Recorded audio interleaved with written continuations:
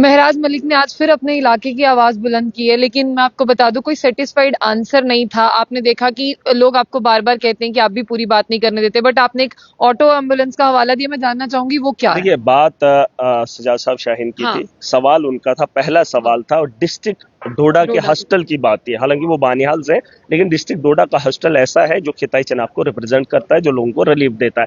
लेकिन उसी हॉस्टल के अंदर जिन आसामियों को पुर करना था, वो एलजी के दौर में नहीं हुई, वो भाजपा के दौर में नहीं हुई। और जब बात छिड़ी थी तो उन्होंने सवाल उठाया, तो हमारा सप्लीमेंट्री था, क्योंकि मेरा डिस्ट्रिक्ट है, मेरी कॉन्स्टिट्यूंसी के अंदर वो हॉस्टल है जो इतनी आवाम को रिलीफ देता है। और जब हमने बात की तो वहीं उसी इलाके से शक्तिराज परिहार भी है। जी। उन्होंने ये कहा, मैंने कहा कि वहां पर जो डॉक्टर्स हैं वो भी अपनी ड्यूटी अंजाम नहीं दे रहे। मैडम ने जब जवाब दिया कि सफिशिएंट तरीके से जो काम होता है, बड़ा अच्छा हो रहा है, ऐसा नहीं है कि अच्छे से काम हो रहा है। वहां के डॉक्टर्स प्राइवेट प्रैक्टिसेस कर रहे हैं, मैंने इनको बताया। वहां पे जो डॉक्टर तैनात हैं वो ड्यूटी नहीं करते, उनका यूनिफॉर्म नहीं होता, उनका नेम प्लेट नहीं होता, कोई पहचान नहीं होती है डॉक्टर कौन है क्या है। वही सवाल मैंने अंदर किया, उसमें हमको चेंज लाना चाहिए। फिर जाके जब शक्तिराज परिहार उठता है, उसने कहा मेरा डिस्ट्रिक्ट है, बिल्कुल है, लेकिन उसने जो बात कही वो हमें बर्दाश्त नहीं। उसने कहा एम्बुलेंस वहां पर नहीं है। अगर उसने कहा कि आज एम्बुलेंस नहीं है, यकीन जानिए 10 साल से एम्बुलेंस नहीं है। उनको बोलने का कोई अधिकार नहीं है, वो पहले ला सकते थे। आज वो ऐवान में उठकर ये बेहुदा सवाल क्यों करेंगे?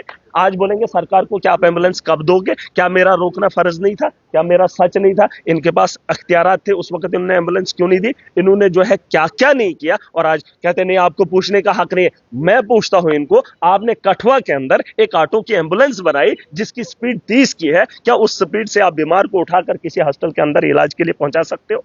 क्या यह पूछने का अधिकार नहीं है? इन्होंने लोगों को बेवकूफ बनाया और ऑटो दे दिया। ऑटो एम्बुलेंस, ये सुना है आपने कहीं? ऑटो एम्बुलेंस कठुआ से अगर किसी पेशेंट को लाना होगा जीएमसी के लिए, तो उस स्पीड से कब वो ऑटो एक बीमार को लाकर यहां पहुंचेगा? और अगर कठुआ के अंदर ये ऑटो एम्बुलेंस नहीं होगी तो मुझे कहना, अगर है तो इनके शर्म, इनके मुंह पे, चेहरे पे वो थोप देना, वो फोटो एलजी को दिखा देना कि ऑटो एम्बुलेंस हमने नहीं देखा था। और आज ये कह रहे हैं हमें वो इंपोर्टेड एम्बुलेंस चाहिए, 30-35 लाख की, खुद देंगे 4-5 लाख का ऑटो लोगों को बेवकूफ बनाने के लिए। और ऑटो एम्बुलेंस को पता करे। और मनकोटिया कोई अपोजिशन का लीडर नहीं है, वो भी बीच बीच में सवाल, वो मुझसे लड़ना चाहता है क्योंकि चर्चों में आना चाहता है। मुझे किसी का शौक मतलब नहीं। सुन आपको लीजिए, लगता है। उनको लगता है मुझे कोई फर्क नहीं पड़ता है, मैं चर्चों में, हाँ, मैं मुद्दे की बात करूंगा। उनके पास कोई मुद्दा नहीं है, उनको लोगों को बेवकूफ बनाना है। बस फिर जब चुनाव आएगा मोदी का नाम एक लेंगे। सवाल, आपको लगता है कि जिसको चर्चा में आना है वो महराज को जो है वो आगे से अग्रेसिव करेगा?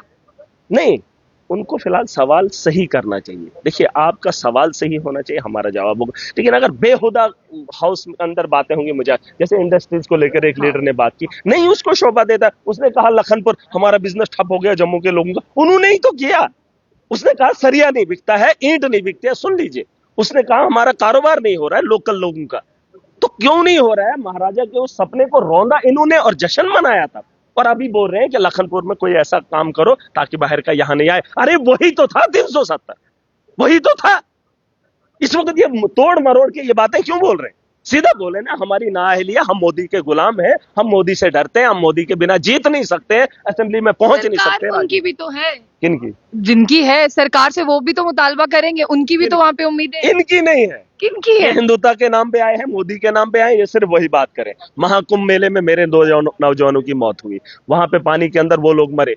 वहां पर जो है योगी सरकार उनकी लाश कल से नहीं दे रही है। 20 और 21 साल का नौजवान है, इनकी वजह से। महाकुंभ में वो काम करने गए थे और काम करते करते कल की डेट में उनकी मौत हो गई। एक की उम्र 20 साल है और दूसरे की 21 साल है, जिनका सहरा इनको जानता जाता है। और वहां की योगी सरकार वहां की लाश अभी तक हमें नहीं दे पाई। और ये बात करें, आवाज उठाएंगे। अभी तो ऐवान के अंदर जा रहा हूं, मेरा मौका मिलेगा, आप सुनेंगे बड़े ठीक। गौर से। और सुनना कि इस ऐवान का जो मकसद है और एक नेता की जो ताकत होनी चाहिए और जिस काम के लिए उसे भेजा है, क्या उसको पता है कि नहीं? वरना ये लोग भी बोलते हैं ये तो चर्चा, ये बात करें बड़े नेता नहीं, काम करो जिससे लोगों को फायदा होता है। शुक्रिया। तो फिलहाल महराज मलिक थे हमारे साथ। महराज मलिक जो है आए दिन असेंबली में जो है वो छाए हुए हैं, लेकिन लोग कहते हैं कि for the sake of TRP, लेकिन महराज कहते हैं कि मैं लोगों की बात करता हूं, मुझे टीआरपी से कोई लेना देना नहीं है। फिलहाल अभी जो है इन्होंने ऑटो एम्बुलेंस का जिक्र किया कि कठुआ में वो चलती है जो 30 किलोमीटर की स्पीड से चलती है और कठुआ से जीएमसी तक पहुंचना जो है वो बहुत ज्यादा मुश्किल हो जाता है। इसीलिए इन्होंने ये कहा कि आज से 10 साल पहले जो है वो केंद्र की सरकार थी, इस केंद्र की सरकार ने कितनी एम्बुलेंसेज दी हैं जो आप सरकार से मुतालबा कर रहे हो।